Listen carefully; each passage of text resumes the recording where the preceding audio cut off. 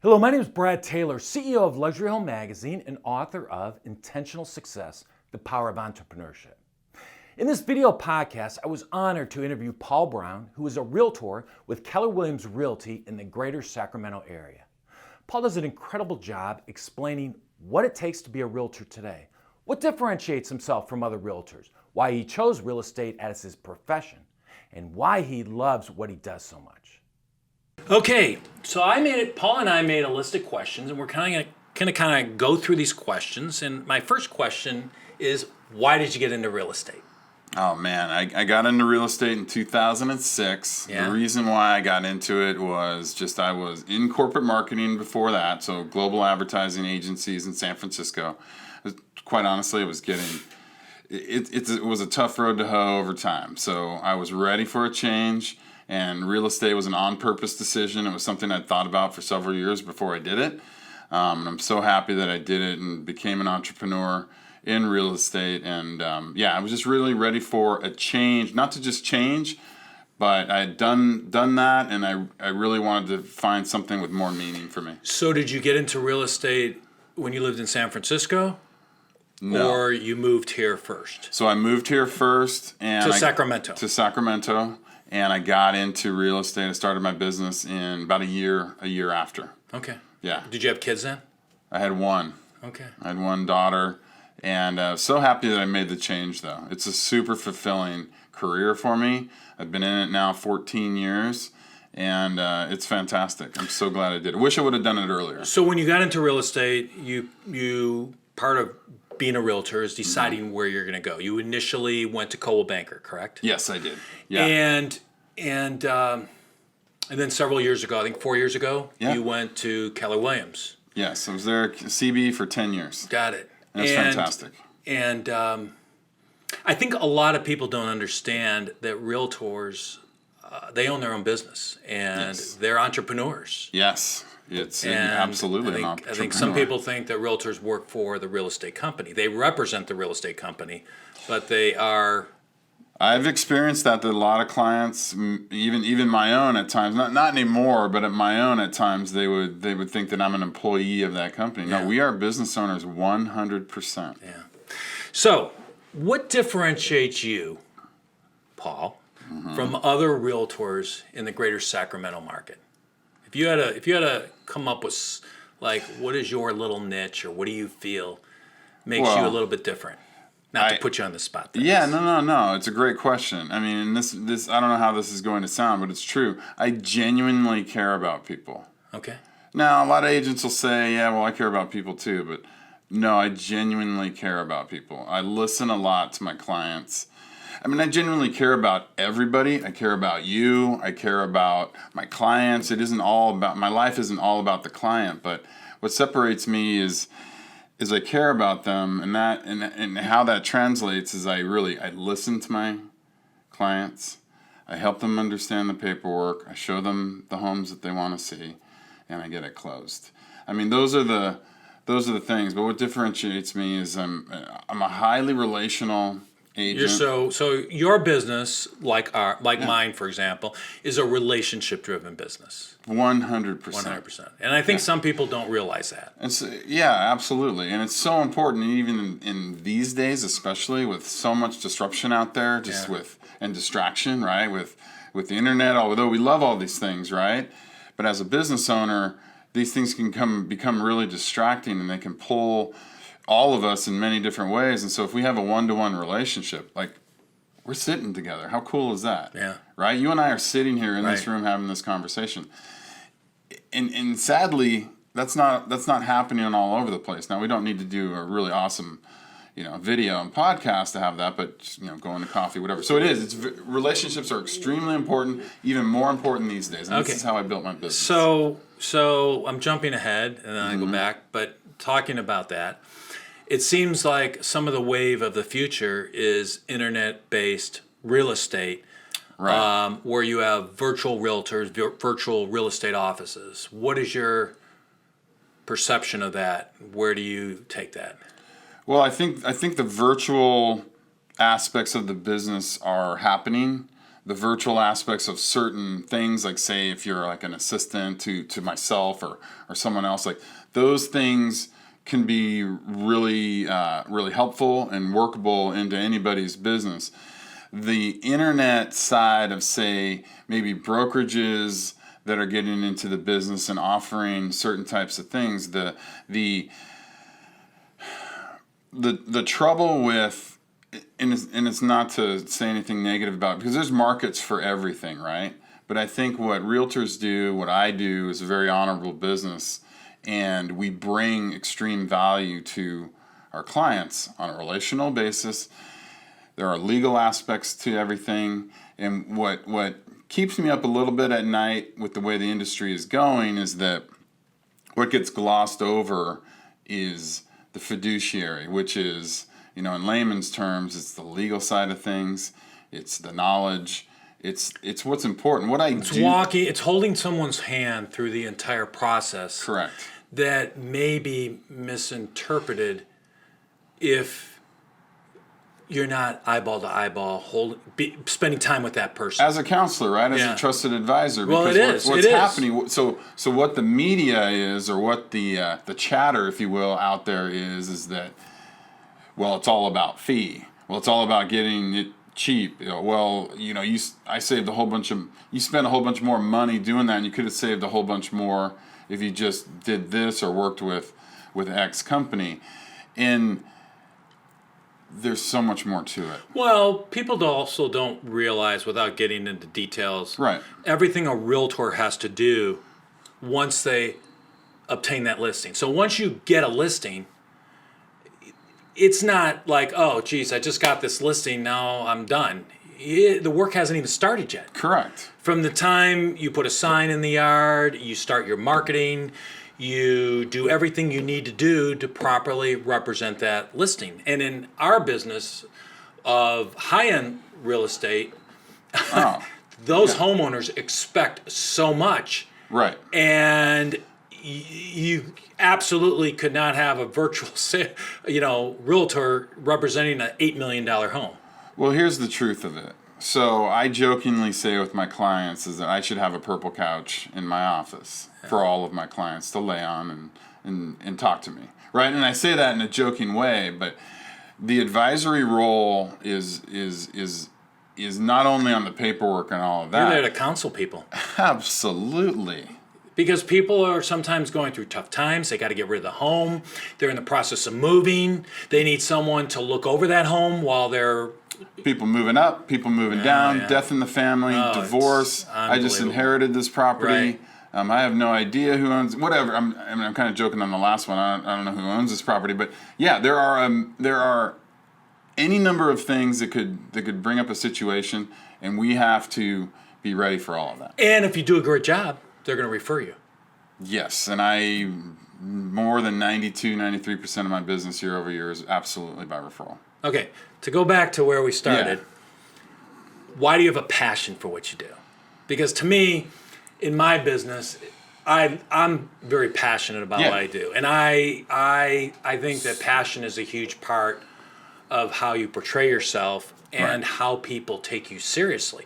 Because I think when you have passion and you're passionate about your profession, it's not about how many hours you're putting in to do that specific job. And people want to be around other people that are passionate. Absolutely, 100%. So people can see it on you, right? Like I've known you a while. I can see it on you. Everybody else. I have to control my passion. Sometimes, sometimes I'm too passionate, and it may turn people off. But none of us want you to. But my point is that people see passion in you. So why, where does my passion come from, or why am I passionate about what I do? Because I genuinely love to assist people in this way, and it's fulfilling for me. So when we talked about my corporate background and getting in before I got into this business, that wasn't fulfilling me in here. Right? It was just a paycheck. It was more than that, but yes, it was spending. Yeah, it was more than that. But now I'm involved in people's personal lives, and for me, and you're helping people. And I'm helping people. What I tell people is I'm in the business of helping people. I just happen to do it through real estate. Yeah. That's my vessel. Yeah. My vessel is in this way. In this way is how I do it. Yeah. And it's extremely rewarding for me. Absolutely rewarding. Well, you can tell. I sleep really well at night. You can tell that you love what you do. I do. I mean, it doesn't mean that there aren't problems. You're always going to have I'm problems. driving up here and, I'm solving a problem. That's the nature of the business when, and what we do. But yeah, I love what I do. That's awesome. Yeah, I wish I would have done it sooner. Wish I would have gotten into it sooner. You recently, this isn't one of the questions, but Yeah. probably 3 weeks ago, you came back from your big corporate Keller Williams conference. Yes. How was that? Yeah, it was MegaCamp. Were you excited when you came back? Very excited. What was something? We're there's you and I both know, there's the after conference afterglow, right? Yeah. We're all real excited when you come back. But it was very. Tell us something that Keller Williams is doing as without giving us any intellectual. Yeah. What was something Keller Williams is striving to do over the next couple of years that really impressed you? We are definitely developing a software platform that will absolutely bring an awesome experience to the customer. Awesome. It will help us not only as entrepreneurs and business owners and as realtors bring a better, keep ourselves organized, keep our data organized in a better way. But at the end of the day, it's bringing the customer a much, much better and personalized consumer experience. What's your take on social media? Love it. I mean, Absolutely. I'm obsessed. Depends how you ask me. If you ask me as a realtor, love it. Ask me as a dad, may not be so crazy about it. Yeah, I hear you. I think that social media, in a way, is hurting our kids a little bit because it's all about you don't pick up the phone anymore and call somebody. You text them, or you what's the other one? Snapchat them. Snapchat. Now there's like TikTok. Oh, my daughter's she just graduated from high school and she's like into this TikTok, and I'm going, really? She was so excited. She came in the other day. I had 67,000 views yesterday on my TikTok. Yeah, it depends on what lens you look through. Yeah. It's a dynamic discussion. Social media. But I think social media is a very important tool in business in general. Yes, I think in the real estate industry, you're going to see social media play just as an important role as web presence over the next couple of years, because social media is instant. Well, when you talk about MegaCamp and the conference that I went to back in Austin, the top producers, and I'm talking about teams that do far exceed what I do in volume every year. Each and every one of them stress the importance of social media in their businesses. And it's how to do it, because there's a formula of posting on Instagram and a formula for posting on Facebook, for example, and the same formula isn't.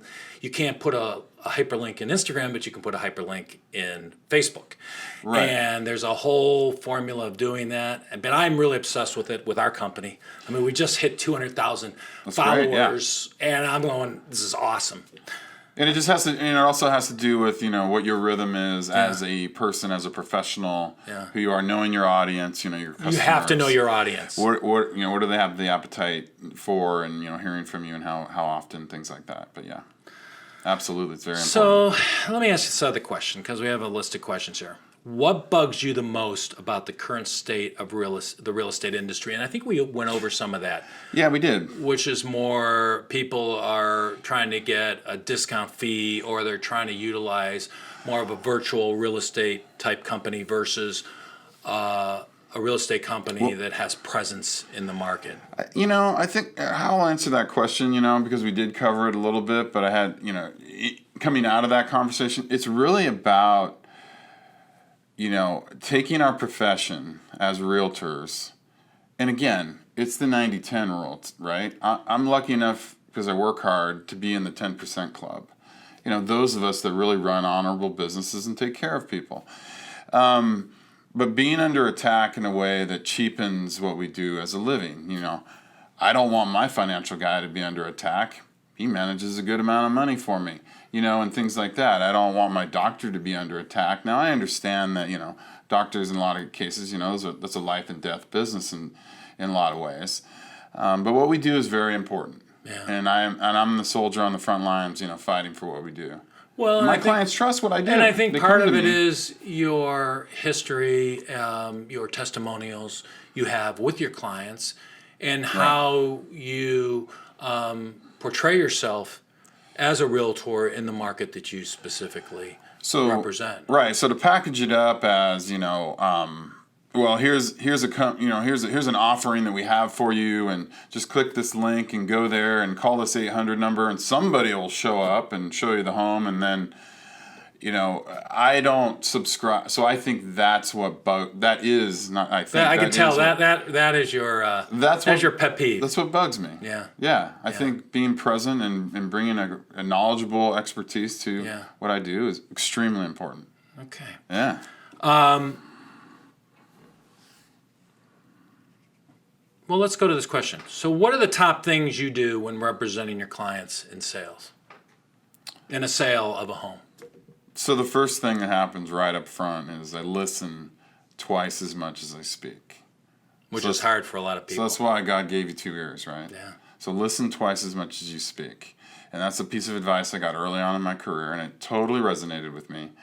And it comes back to me in spades from my clients before, during, and after the sale, in that they will say, like, I love that you listen to us and you deliver on everything that we said that we wanted, or that's important. So I find that having that ability to listen to people, write notes as you're listening to them. Oh, I think so. I take my journal everywhere I go.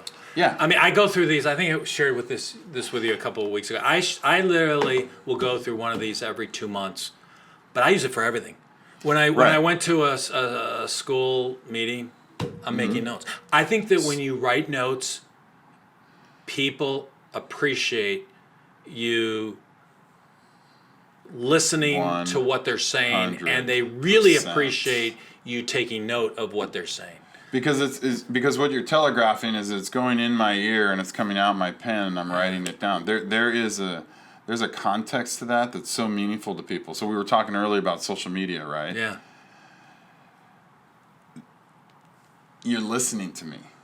You're taking what I have to say as important. I mean, you are doing it right now, but when you're sitting in front of your clients and you're listening to them and you're recording back and you play back what you just heard, you have a client for life. Well, go ahead. And then also, so not only listening to my clients, but then bringing a level of expertise to it. Yeah. It's important. Listening to them again on my virtual purple couch a lot during a transaction. Doesn't even matter if it's going great, because people always have things that keep them up at night when they're in the, like I like to say, like when we're in the deal, when we're in escrow. And then I negotiate super hard for my clients. Doesn't mean I'm going in there like, like a bull in a china shop, but strategically negotiate. So do you tell your clients they can call you anytime? No, because they can't, and they don't.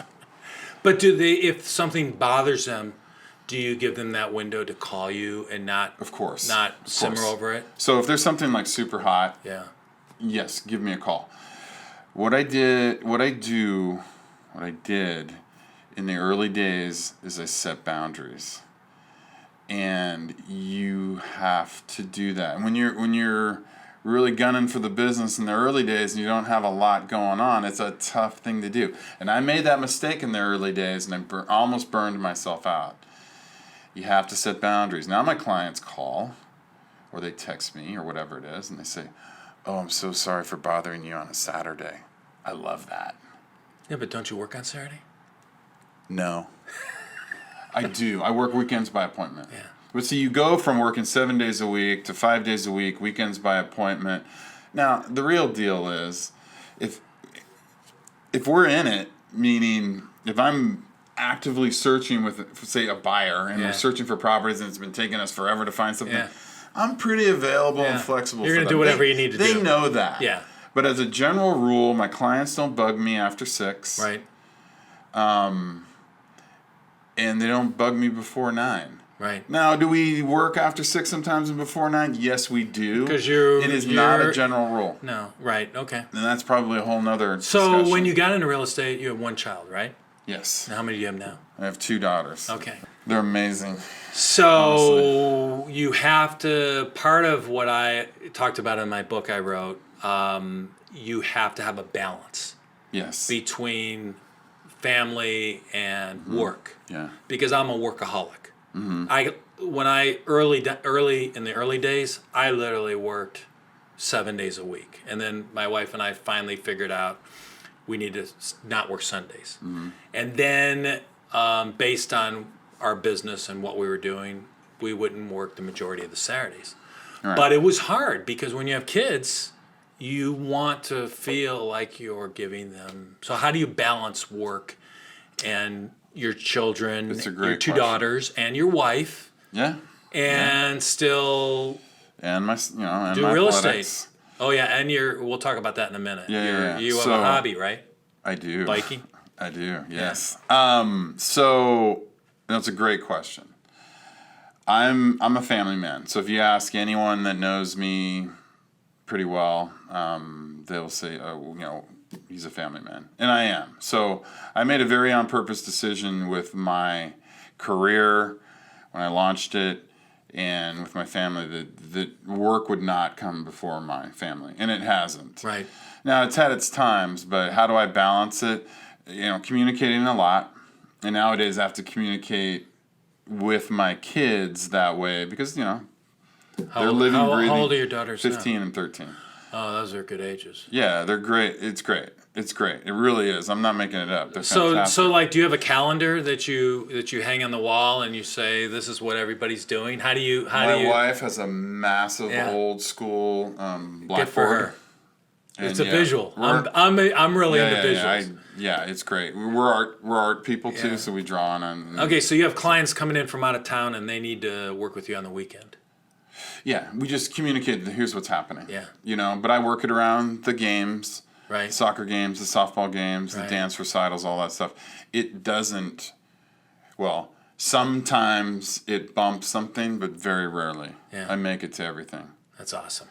Because I think that if you don't balance work, you can work really hard, but you also have to balance your family life and take time to be with your spouse or significant other. Well- And if you don't, you're ultimately going to burn yourself out.